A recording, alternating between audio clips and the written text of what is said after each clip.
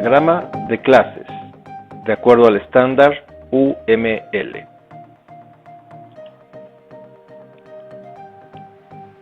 Como ya hemos visto, las clases representan la estructura de un programa orientado a objetos. Ya explicamos lo que es una clase y lo que es un objeto. Pero vamos a entender ahora un poco más lo que es un diagrama de clases y todas las partes de las cuales está formado de acuerdo al estándar UML. Muy bien, vamos a ver, como ya vimos, las clases pues deben tener un nombre. Ya platicamos que las clases deben ser todas en singular. Aquí tenemos a la clase avión, persona, turbina, rotor y avión supersónico. Quiero que observes cómo la clase avión supersónico, al igual que las otras, comienza en mayúscula, pero también, como está formada por dos palabras, la segunda palabra también empieza con mayúscula. El siguiente elemento que vamos a ver es los atributos. Ya sabemos que todas las clases tienen atributos y operaciones. Los atributos deben tener también un nombre, el cual debe estar siempre en minúscula. Como vemos aquí, en todas las clases, todos tienen un nombre con minúscula, excepto aquellos que están formados con dos palabras. Como en este caso vamos a ver, por ejemplo, el atributo velocidad Mach, en el cual la M comienza con mayúscula al ser una segunda palabra. A esta notación se le llama notación del camello.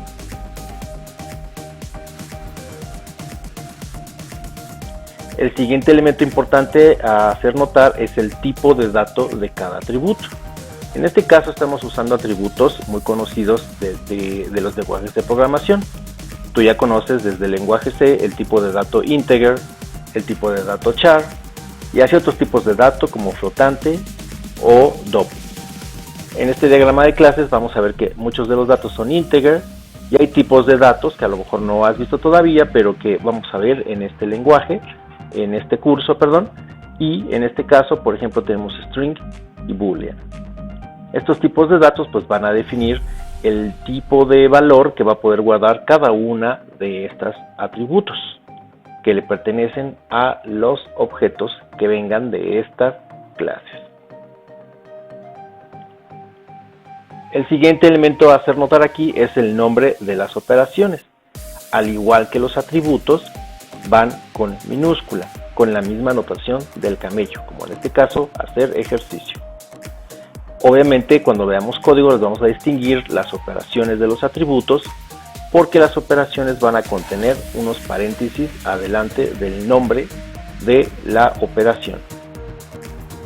En este caso, en este diagrama, las operaciones se distinguen de los atributos porque tienen un icono diferente, un icono de un engrane, pero eso no es obligatorio. Es simplemente que en esta herramienta de modelado en la cual hice yo este diagrama, así se distinguen las operaciones de los atributos, pero eso no es parte de UML, es simplemente un adorno que hacemos para este diagrama. Un elemento muy importante de las operaciones, como tú ya conoces del lenguaje C, es que pueden tener parámetros de entrada. En este caso, el parámetro de entrada para hacer ejercicio se llama horas, que le indicaría a la operación hacer ejercicio cuántas horas va a hacer esta persona ejercicio. Y también se indica, al igual que en los atributos, el tipo de dato de ese atributo de entrada, que en este caso es un entero. Fíjate bien como la anotación es nombre de parámetro o nombre de atributo, dos puntos, el tipo de dato. El siguiente elemento pues, que vamos a ver aquí es que algunas operaciones podrían regresar un tipo de dato. Esto tú también ya lo conoces desde el lenguaje C, en el que en vez de llamar operaciones llamábamos funciones. Y en este caso, de igual manera, una operación puede regresar un tipo de dato. En este caso, hacer ejercicio, pues simplemente podría regresar el número de horas que realmente hizo la persona el ejercicio, por ejemplo. Este tipo de dato, este parámetro de retorno, también podría tener un nombre, pero no es común ponerlo. Simplemente se pone el tipo de dato que va a regresar la operación una vez que termine. Vamos a ver que no todas las operaciones están obligadas a regresar un tipo de dato, es decir, son del tipo void. Recuérdalo desde el lenguaje C. Entonces tenemos la operación sonreír, la operación, por ejemplo, despegar, que no regresan ningún tipo de dato, incluso esta tampoco recibe un parámetro de entrada. En cambio, otras operaciones, por ejemplo, acelerar o estado actual o expulsar piloto, regresan un dato que, dependiendo de la operación, significaría diferentes cosas.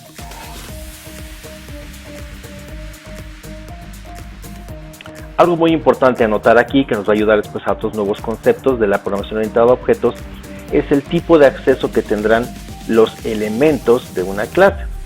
Quiero comentarte que a los atributos como a las operaciones se les llaman miembros de la clase. En este caso, la clase avión tiene 4 atributos y 3 operaciones, y todos ellos son miembros de la clase avión. En este caso, la clase avión supersónico tiene 2 atributos y 1 operación, y a todos ellos se les llaman miembros de la clase. En este caso, a cada miembro se le puede dar un tipo de acceso, es decir, si ese atributo o esa operación va a ser accesible por todo el mundo o solo dentro de la propia clase. Ya entenderemos ese acceso a medida que entendamos la programación. Pero aquí quiero indicarte nada más que el tipo de acceso, cuando vemos un menos, en este caso nos va a indicar que es un atributo privado. Y cuando veamos un más, como en este caso, quiere decir que el atributo o la operación, es decir, el miembro de la clase, es público.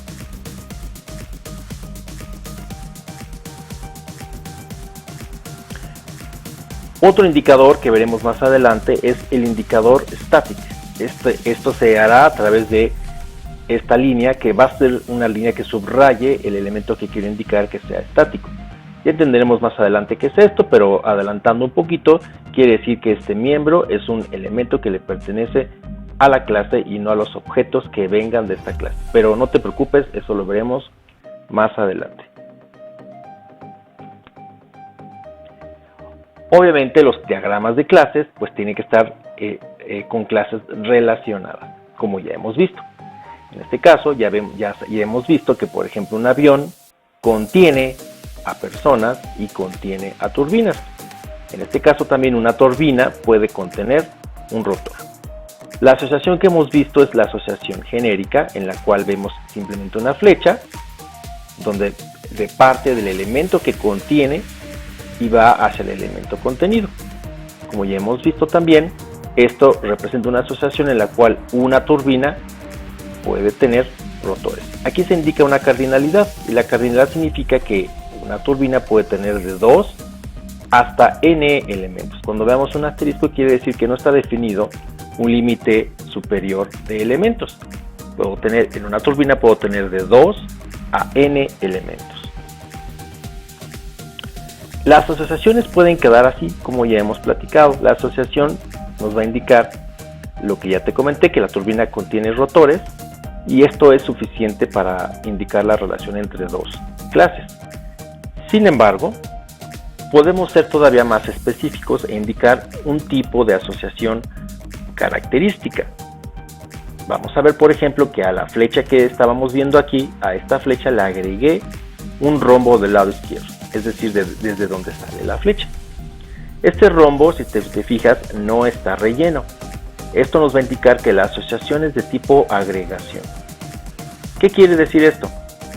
Que la asociación indica que un avión existe aunque no tenga un elemento del tipo que está conteniendo. Es decir, viéndolo más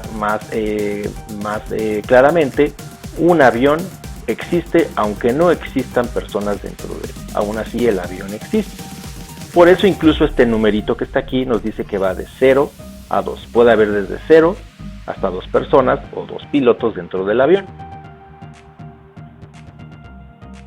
O tenemos esta otra relación que en realidad se le puede llamar de composición. Es una asociación también, pero de tipo composición. Si te fijas, el rombito que está del lado izquierdo ahora está relleno. Esto nos va a indicar, a diferencia de la asociación de tipo agregación, que el avión no podría existir sin el elemento que está conteniendo. Es decir, un avión contiene 2 turbinas y siempre 2 turbinas.